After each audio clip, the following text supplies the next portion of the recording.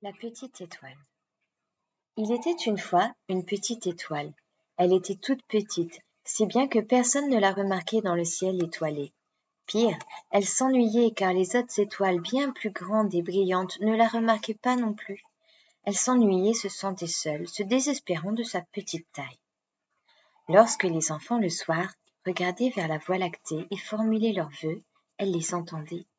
Ils s'adressaient aux grandes étoiles qu'ils voyaient, aux constellations comme la Grande Ourse ou la Croix du Sud, mais jamais à elle, si petite, si loin, qu'elle ne pouvait pas les approcher, et cela la peinait.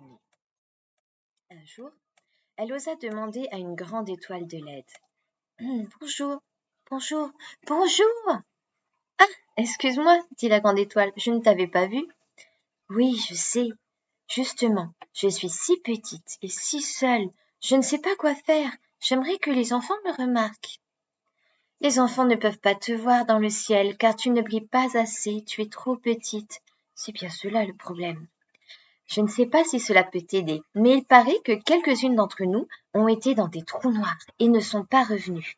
On dit que c'est très lumineux à l'intérieur, qu'il y a des galaxies entières dedans et qu'elles se retrouvent au centre de nouveaux mondes. Tu pourrais t'y faire des amis. Des trous noirs, cela me fait un peu peur, mais après tout, je n'ai rien à perdre d'essayer, répondit la petite étoile. Alors, la petite étoile se dirigea vers un grand trou noir. Elle fut aspirée assez vite parce qu'elle était toute petite. Passé l'horizon des événements, c'est-à-dire le bord du trou noir, elle se sentit glisser et fut étirée, allongée, si fortement qu'elle devint très très grande. À l'intérieur, c'était en effet plein de lumière et d'étoiles. Elle était contente, elle était enfin grande. Mais elle continua de glisser profondément, tant et si bien qu'elle finit par ressortir de l'autre côté, mais encore plus petite qu'avant. Elle était à un autre endroit, perdue, et se sentait encore plus seule et insignifiante. Alors qu'elle pensait ne plus avoir d'espoir, elle entendit d'autres grandes étoiles non loin parler des quasars. Les quasars étaient les anciens de l'univers, des trous noirs beaucoup plus imposants que les autres et extrêmement lumineux. Ils étaient les plus anciens, ils avaient la sagesse et le savoir dont elle avait besoin. Mais comment les atteindre? Plus le temps passait, plus ils s'éloignaient. Elle réfléchissait à voix haute lorsqu'elle entendit une voix venue de nulle part s'adresser à elle. « Demande de l'aide aux photons, personne ne voyage plus vite qu'eux. » C'était de la matière noire qui venait de lui parler. La matière noire, ce ninja de l'espace qui ne se montrait pas et que personne ne connaissait vraiment tant il était secret, avait entendu ses lamentations. « Mais quelle bonne idée !» s'exclama la petite étoile. « Des photons, ces particules, ces tout petits composants de lumière, elle en connaissait plein. Personne dans l'espace ne voyageait aussi vite qu'eux. Ils pourraient sûrement l'aider. » Elle leur demanda leur aide poliment, et l'un d'entre eux accepta d'être son messager. Il partit alors à la recherche d'un quasar pour lui poser des questions, et revint à l'instant pour lui.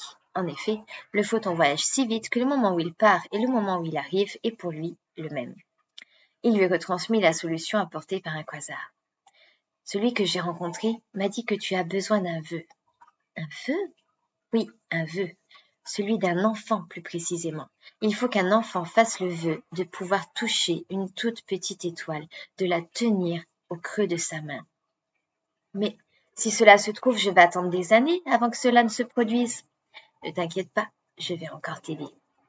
En effet, le photon se mit en route, ce qui pour lui était donc très rapide, et passa près d'une petite fille sur la terre. Elle était en vacances, sur une côte. Elle s'ennuyait aussi.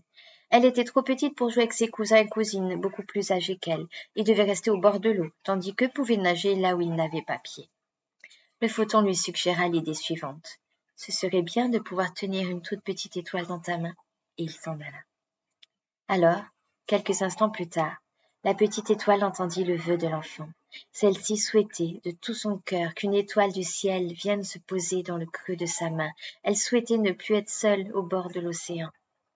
C'est à ce moment-là que la magie opéra. La petite étoile se transforma. Elle fut attirée sur la terre et atterrit dans l'eau, au pied de la petite fille. Celle-ci n'en croyait pas ses yeux. Son vœu venait d'être exaucé. Elle se baissa et ramassa la petite étoile.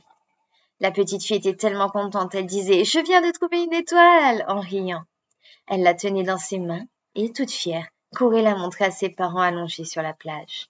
Les enfants de la famille, intrigués, sortirent de l'eau et les rejoignirent. quelle magnifique étoile de mer! Elle est toute petite, toute blanche et toute brillante. Elle est si belle! Dirent tour à tour ses cousins et cousines. La petite fille les guida ensuite vers le bord de la mer pour leur montrer où elle l'avait trouvée et la reposa délicatement dans l'eau. Elle leur dit avoir fait le vœu de toucher une étoile et que ce vœu s'était réalisé. Les enfants la trouvèrent très chanceuse, son histoire était incroyable et ils lui dirent alors de venir jouer avec eux. Et notre petite étoile, elle, par sa taille et sa couleur, fut très vite remarquée. Elle était heureuse de cette attention et des compliments reçus. Elle se sentait importante et appréciée et n'était jamais plus seule. En effet, elle était devenue célèbre. Tout le monde savait qu'elle restait au bord de l'eau et les enfants venaient l'admirer et pour tenir quelques instants une petite étoile dans leurs petites mains afin de lui souffler un vœu.